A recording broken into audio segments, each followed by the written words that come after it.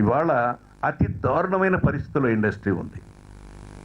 ఇంత నీచమైన స్థితిలో ఇండస్ట్రీని నేను ఎప్పుడూ చూడలేదు, చూస్తానని కూడా కల్లో కూడా అనుకోలేదు.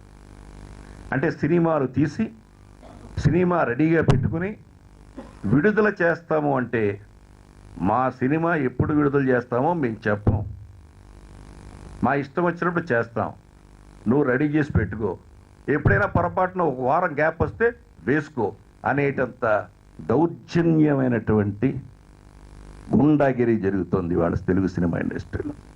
సినిమా విడుదలై బాగుంది అంటే కదా, బాగుంది అన్న తర్వాత కూడా 5 రోజుల్లో దాని పీక నొక్కేస్తున్నారు.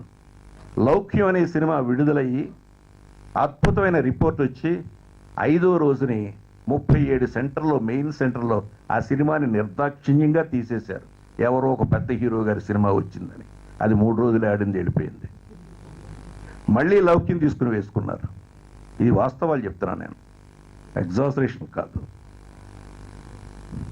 ఒక చిన్న సినిమా విడుదల అవ్వాలంటే భయంకరమైన పరిస్థితులు ఉన్నాయి. మొత్తం ఆంధ్రప్రదేశ్ని కబ్జా చేసేసారు.